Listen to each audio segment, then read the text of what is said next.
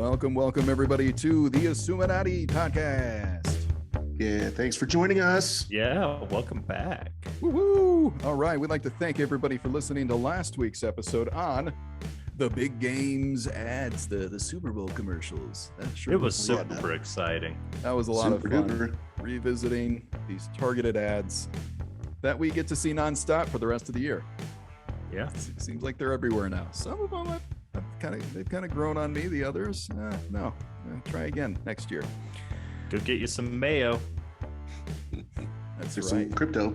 He was all over. Or some crypto. Ding, ding, ding, ding. We have a winner.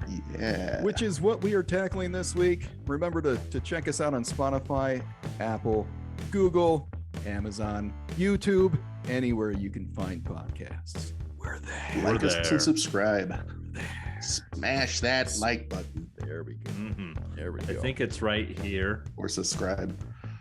Yeah, or here. Subscribe. Somewhere in this region, there's a like and subscribe. That's right. Follow in some cases. Okay, well, like you mentioned, crypto seemed to be the hot topic this year. So we figured, why not? Topic. Let's tackle it. We're experts in everything. So why not lend our expertise to the people when it comes to I'll give you my opinions. But these are only opinions. These are not to be taken as financial advice. Please don't consider this financial advice. Oh, yeah, I wouldn't trust me with my own financial advice. You're talking about three apes Only with nothing but opinions and not giving out actual financial advice. All right. No financial advice. None here. We're just here to educate you. That's it. We're here to have fun. We're here to have fun with some crypto. Yeah. As they did on Super Bowl Sunday with 4 or 5 different companies targeting us with their ads for cryptocurrencies, with celebrities and tricks and shenanigans and QR codes. So let's break down all the above. We're going to break down what the big deal is with this crypto. Is it a fad? What is crypto? Is it here to stay? What's the big deal? What is the big deal? So what we'll do is we'll turn it over to Uncle Crypto Bobby. Hey, thanks for having me on your podcast, guys. Thank you for Thanks for joining us, Robert. Yeah.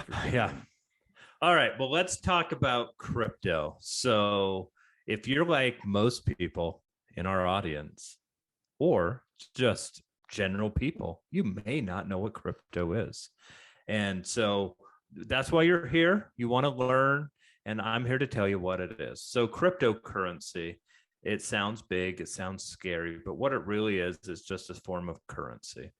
So it's a digital currency that was created back in like 2008, 2009, after the Great Recession, and people were really upset. They'd lost some money, and groups of people came together to like figure out, what's the future going to be.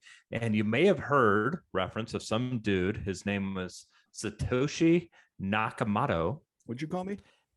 Satoshi Nakamoto. Oh, that's a name. And got it. Bless you. Yeah.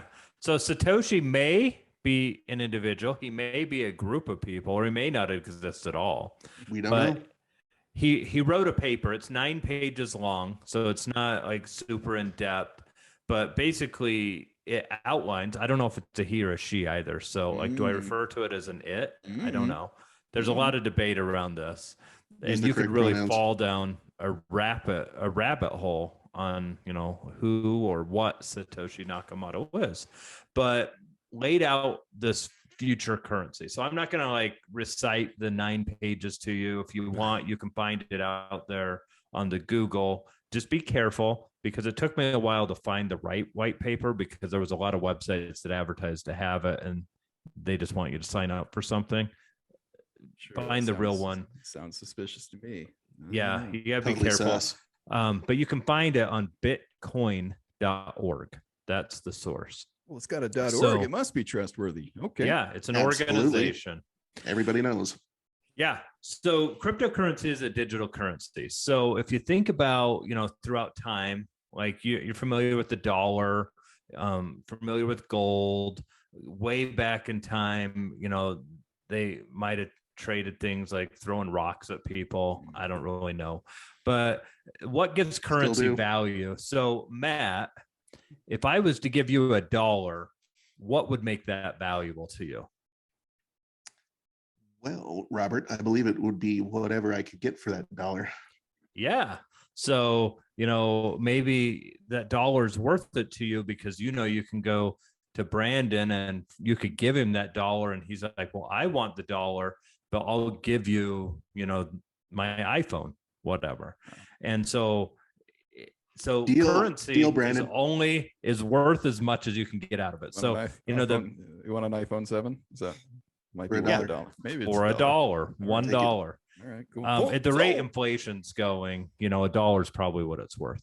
Okay. But the first currency was just barter and trade. Like, I'll rub your back if you rub my feet, type of thing. Like you get something out of it, and both I'll take edified and uplifted. So digital currency, so cryptocurrency is simply that. So it's a digital currency that started out, and for Bitcoin, that was the first one. They designated there would be 21 million coins max throughout all time. And so it started out worth nothing. It was worth zero. But as more people began to obtain said coins, and there was a demand of people saying, well, I want those coins, now it became worth something more. So very much like the dollar, if people want it because they can use it to get goods and services, now the dollar's worth more. So that's what cryptocurrency is. So that all sounds confusing, but let me explain a little bit more around like how it works, how you get it, etc.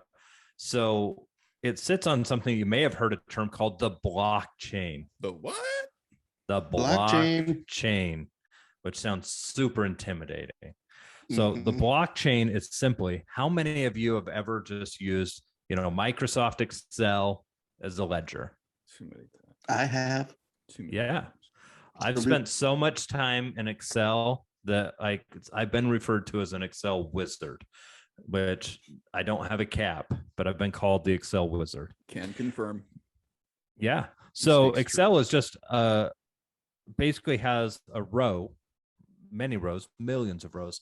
That's what the blockchain is. It's just a series of rows. So every row in the blockchain or in Excel would be a transaction on the blockchain. So the very first transaction would be, Satoshi Nakamoto created this coin, right?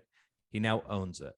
Well, now if Matt comes along and says, well, I want that coin, another row would get added to the blockchain that says Matt now owns said coin.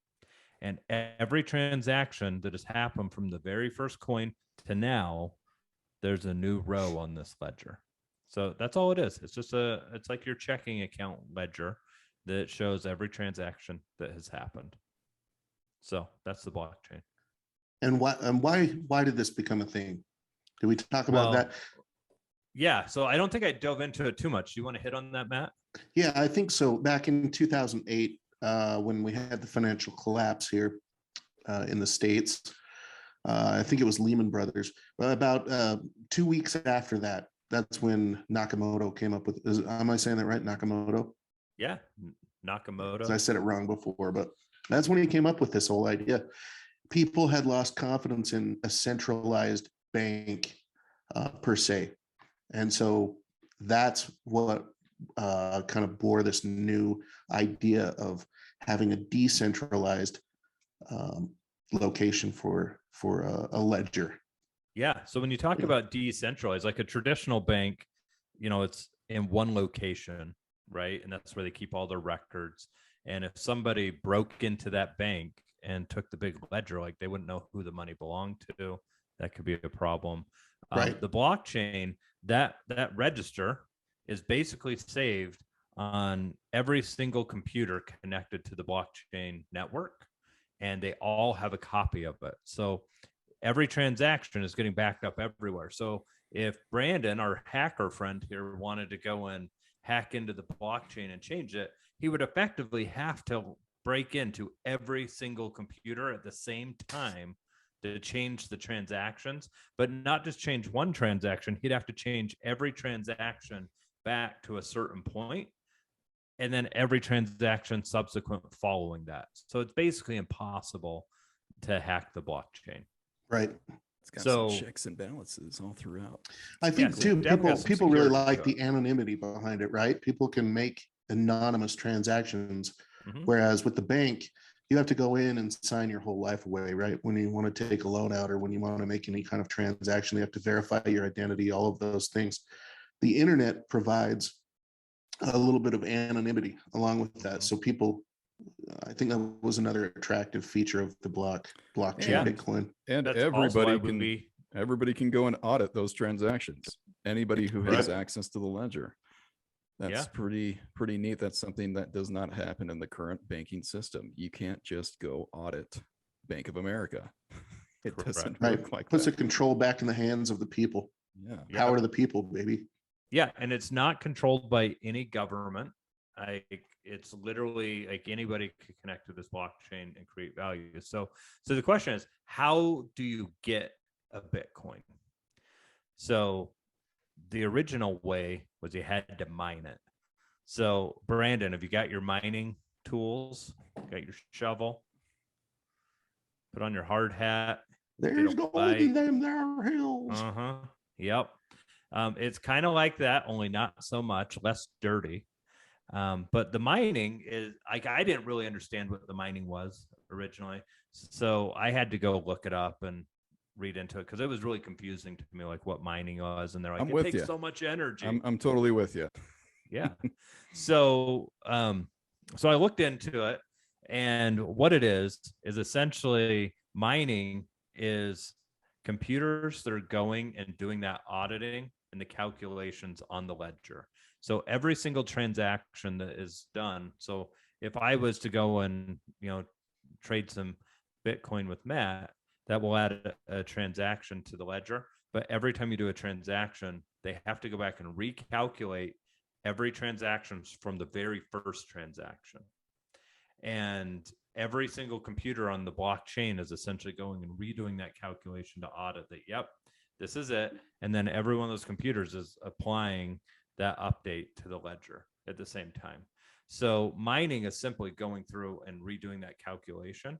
And so in order for the cryptocurrency and the blockchain to operate, you have to have these computers going and doing it. And the way they outlined it is you would be given an award for doing it. But it's not every single person that has mining doing it. It's the computer that can do the calculation or the puzzle solving the fastest is awarded those coins. So, Matt, if you were to go and do that and you were awarded coins today, that's not a bad payday. That's nice. They're worth like $38,000 US dollars to Bitcoin today. As of this episode, Bitcoin is worth 38,759. Yeah, just a little bit of chump change. Yeah, so you can mine the currency, and you're going to need a big supercomputer. Lots of energy. There's lots of talk out there of, is it even worth it to mine stuff? Because the cost of the energy, your power bill, supporting this supercomputer in your house to mine the Bitcoin now, it actually will cost you more on your power bill and the equipment used to buy to do it than you would actually get in rewards for mining Bitcoin. So like the average person, like, just don't get your hopes up. You probably can't mine it unless you're willing to go purchase like the most sophisticated computer on earth that does nothing but mine Bitcoin, and you're Mr. Burns and you own a power company. And then think about how quick your phone goes out of style or your laptop, and just picture what is happening with these machines and how many times the brand new, bigger and better machine comes out. And it's times that by 2 or 3 with these Bitcoin machines. Yeah, for sure. Exactly. Jeez. So if you're like us, just average dudes, how do you get crypto? So you can now go out to places, and if you watched the Super Bowl, you probably saw some ads for several places that would love to sell you some cryptocurrency. You can go out there and you can offer them, like, I will give you my US dollars and you give me some cryptocurrency. So it's as simple as just trading it. You'll pay a small transaction fee, very similar to if you were to go out and buy stocks or bonds or whatever. But there's a lot of coins that you could choose from. Like you've got Bitcoin, you've got Ethereum, you've got Dogecoin, or as I like to call it, the doggy coin. And there's a whole bunch out there. So, pick your poison. I don't want to make a recommendation like where's the right place to go. I will say Coinbase.com has a lot of tutorials and stuff for beginners that you can go and read and get educated on it. And then if you think it's something for you, you could just purchase it from them. Not only can you get educated too with those tasks on Coinbase, and I'm sure some others, but they're willing to pay you in some coins to do that. So if you go out there and do a few tasks and learn and watch some videos or whatever, then they will award you some of these coins. Just something to keep in mind. I made like $20 the other day in coins, and like I feel like a real wealthy man now. Yeah, you got some coins. I got some education and some coins. For those of you who watched the episode last week or the Super Bowl itself, that was the QR code commercial, was the famous bouncing QR code from Coinbase.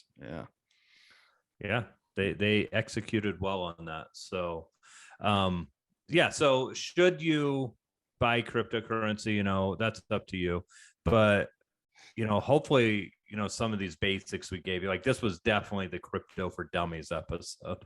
Like you might have picked up a couple things, but it's super complex and hard to understand.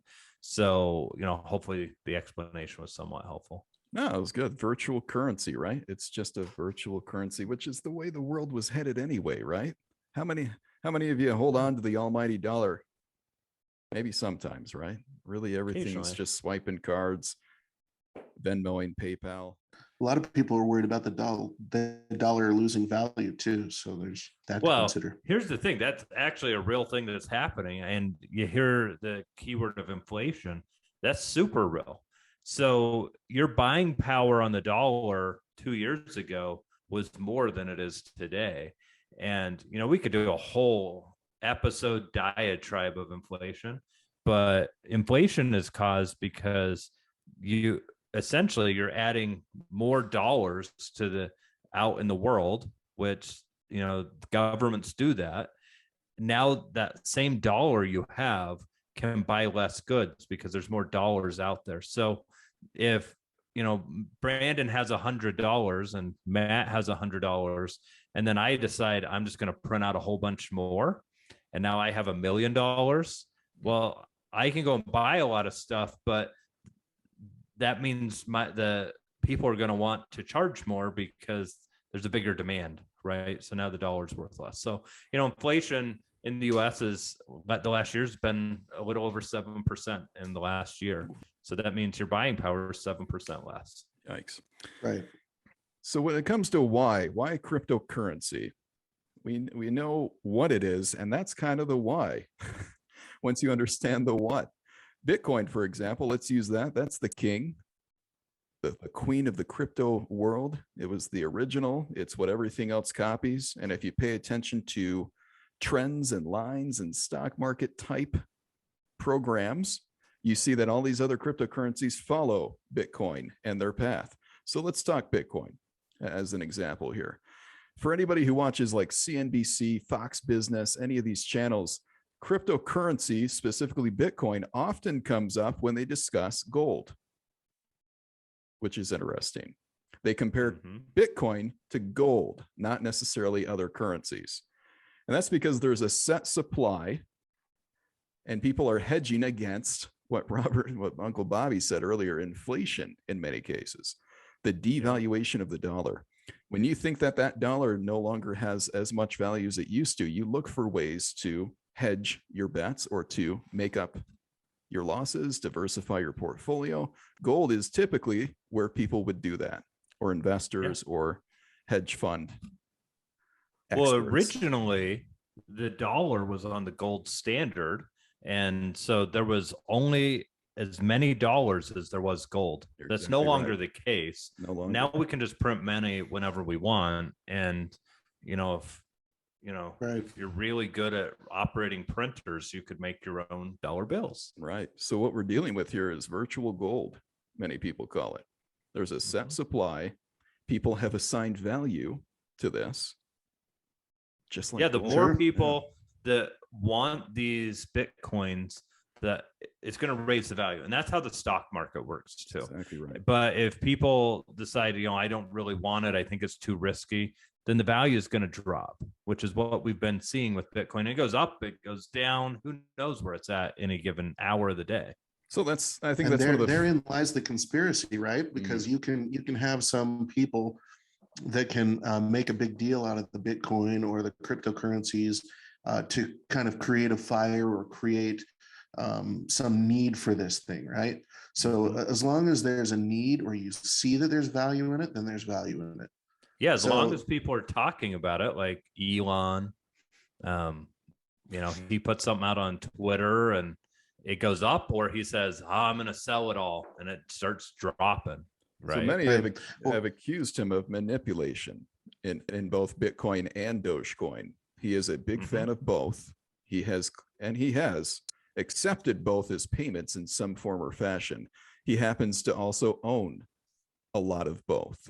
And so he can easily send out a tweet to his millions and millions of followers and almost command the price in some cases. And that could be considered manipulation. He has been and continues to be investigated. Matt, what did you have? Well, I was just going to say some of these, NFL football players, for example, will take bonuses of Bitcoin and transfer that to other people too. They'll pay people Bitcoin as opposed to actual dollars. And I feel like there is a strong movement of popular people, maybe stars, movie stars, or NFL football players or NBA basketball players, to kind of build this value in Bitcoin and cryptocurrencies. And so you can maybe have that be our conspiracy today if you want, but there might be some sort of conspiratorial aspect of this, or not, or maybe it's just they see there's value in it and they want to move this ahead, worried about the value of the dollar, which is a valid concern, because we've seen the inflation increase, as Robert has mentioned. So who knows? We've seen examples where governments take control of currencies. They can even seize funds. They can they can audit you or seize or freeze funding whenever they want. And this decentralized currency, in which you would have to seize a majority of these millions of computers all around the world, which is not feasible. It's not doable. And so there's an attractiveness. So the first thing is people are trading these things like stocks, is kind of one thing I noticed. They really aren't using them as currencies. But this other crowd, like Matt mentioned, some people are taking their salaries in Bitcoin or bonuses. I see some New York politicians took their salary this last year in Bitcoin, for example. Professional athletes are jumping on board. Some of these celebrities were paid in Bitcoin to do those Super Bowl commercials. I thought that was interesting. And so they are preparing themselves almost for maybe an increase in value so they can trade them like stocks, or for them to be actual currencies of the future, which would make them even more valuable. Yeah.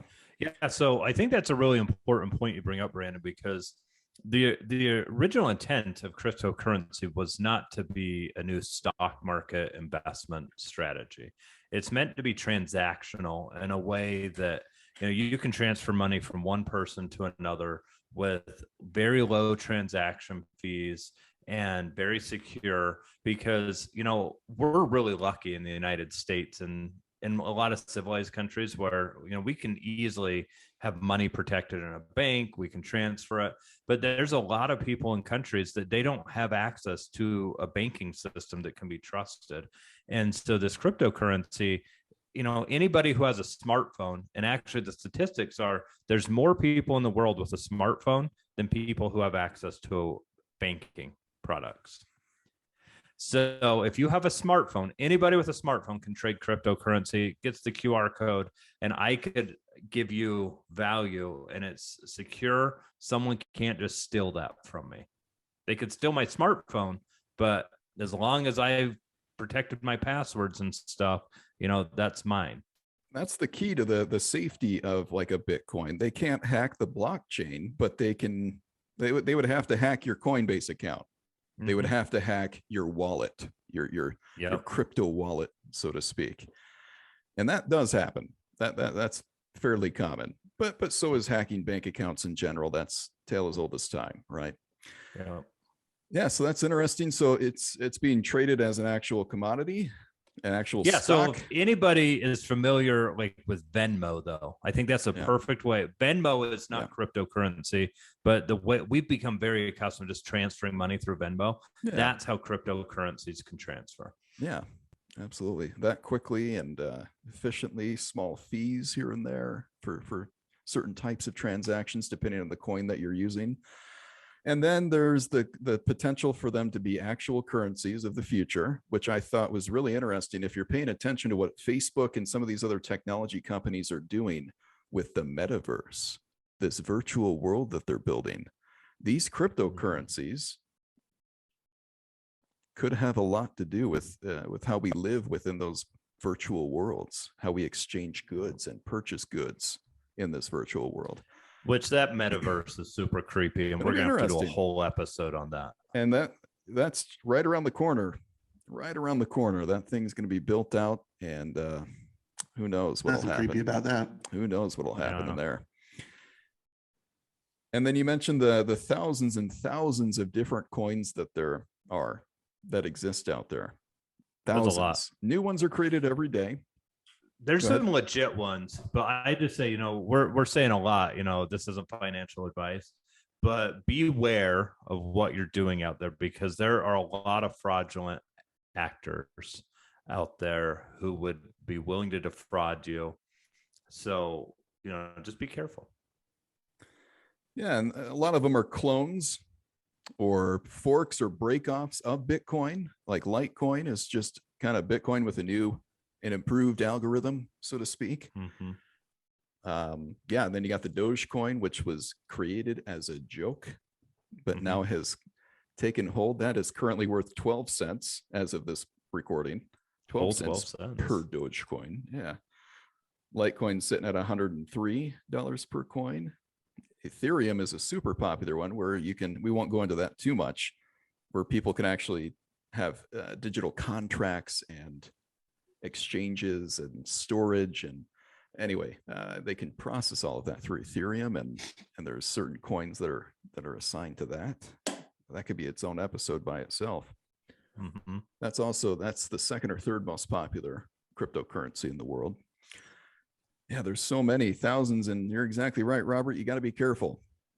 The aggregate of all cryptocurrencies right now, as of this recording, again, I keep saying that because we'll get to it, is about $2.1 trillion. Can you believe that? It's just chump change. Crazy. Yeah, of all cryptocurrencies together. Yeah, but to summarize, why should you care? All these government currencies out there, we're experiencing inflation, having governments involved and being able to, threaten another government of we're going to cut off your money supply.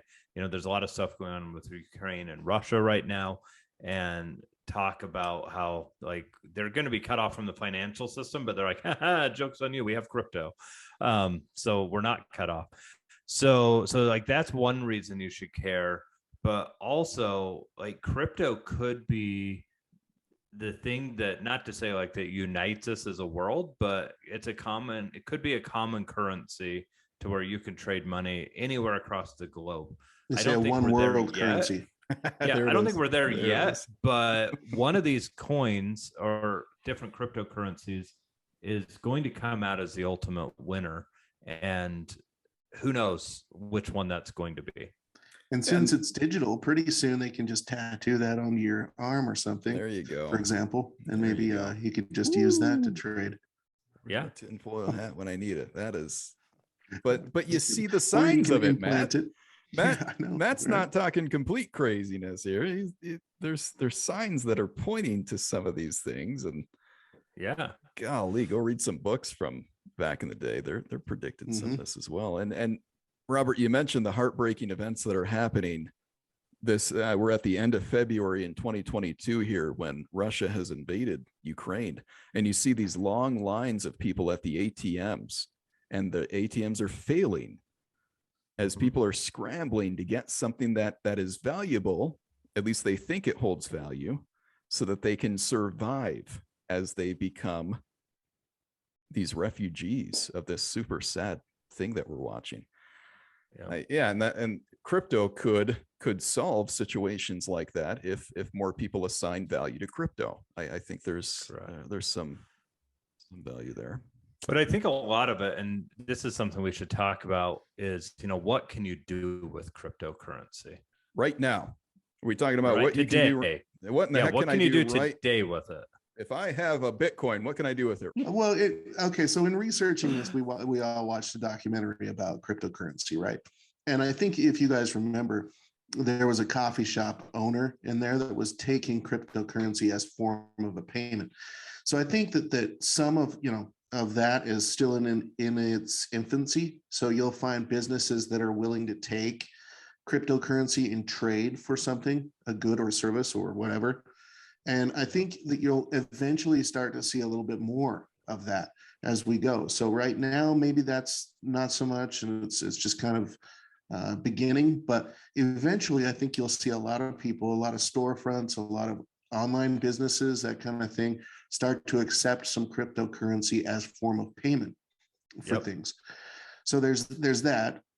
Investments as well. I think a lot of what's happening now are people are making some money from this, just like it's stocks, and they're trading this stuff just like it's stocks. And so that's also what you can do with that. You can get yourself a Coinbase account, invest a little bit of money in there, buy some doggy coin, like you call it, Robert.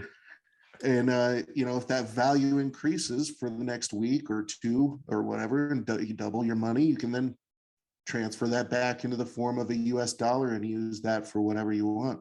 Not that we're recommending you do that, by the way, but that's totally up to you. That's Again, this is not financial advisors. We're not financial advisors. You can take that to the bank.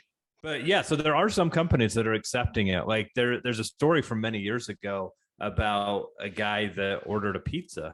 And he convinced the pizza company to do it. And I think it cost like whatever, Bitcoin at the time, which at the time was worth absolutely nothing, like dollars.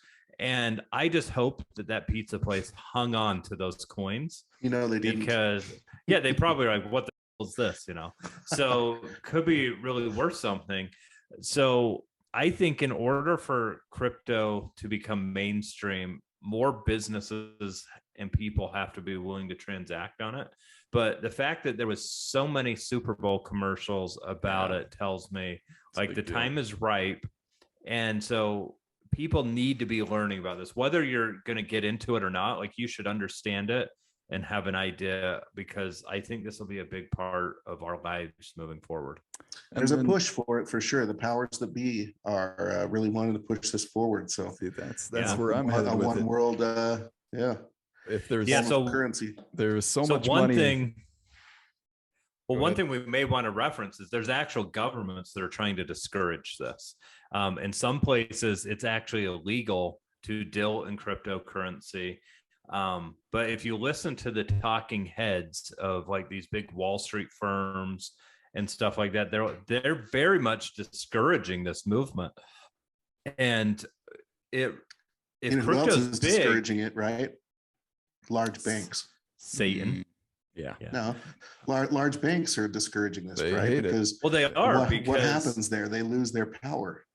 Well, it removes the need for a centralized bank. If I can transfer money directly to, and we have no middleman, then there's not a bank that needs to store these funds. So yeah, like big banks don't like it. Like the Federal Reserve definitely doesn't like it. And there's a congressman who's actually trying to outlaw crypto in the United States. And so it's definitely a hot topic. And I bet he gets his kickbacks from the banks. Just saying. He probably got placed there. I bet he does. He is on their payroll. Who knows? Yeah, and then, for example, China recently announced cryptocurrencies are illegal. China.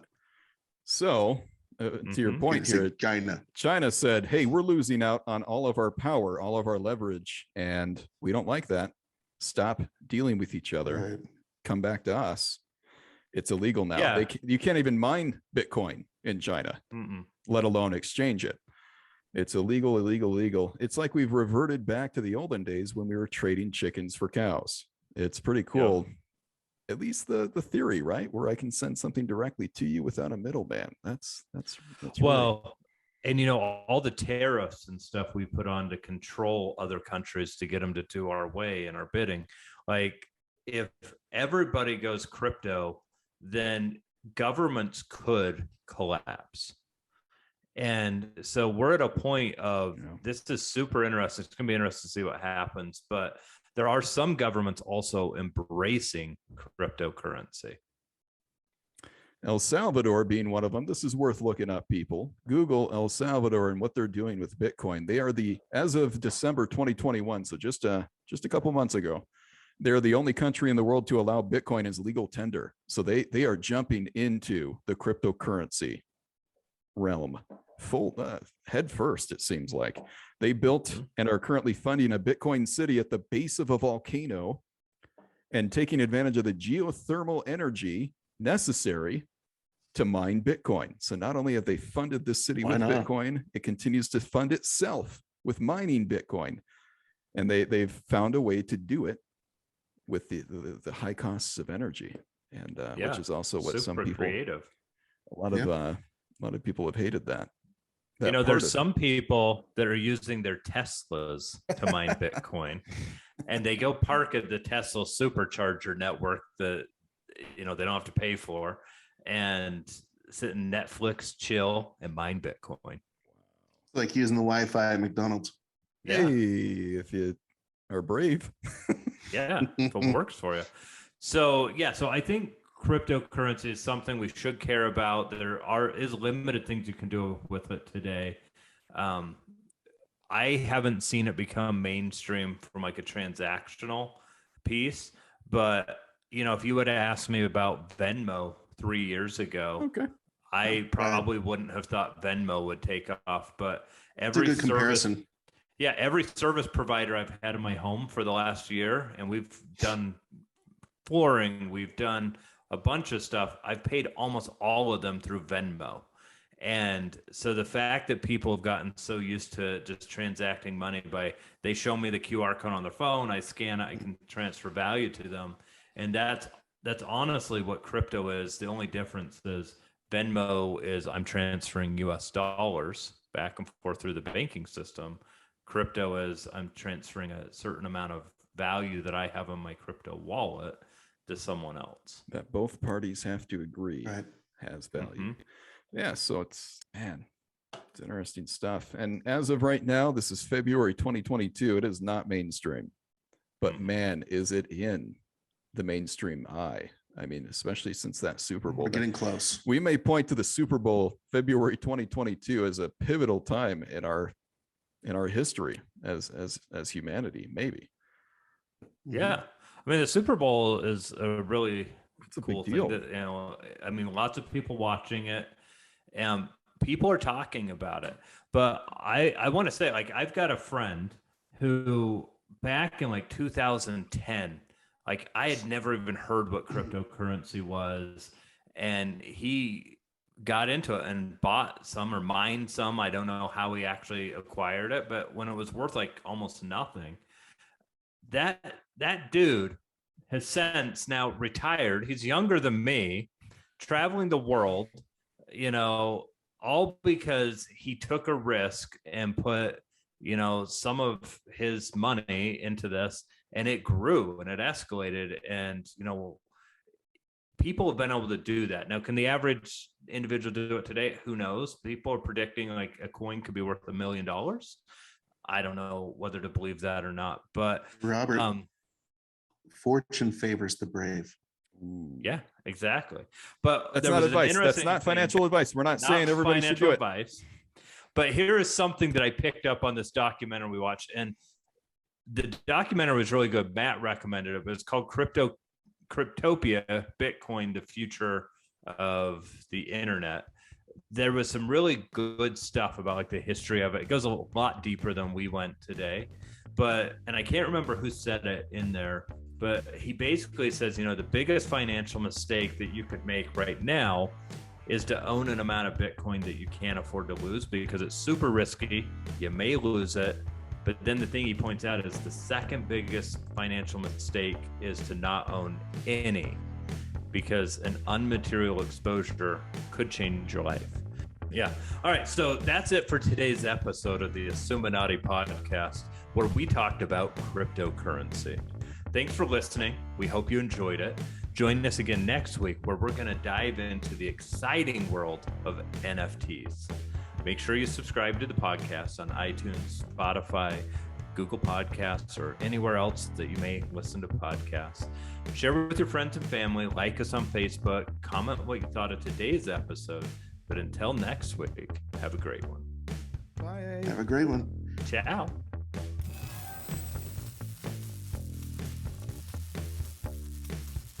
Robert just NFTs'd the next episode. Hey. NFTs.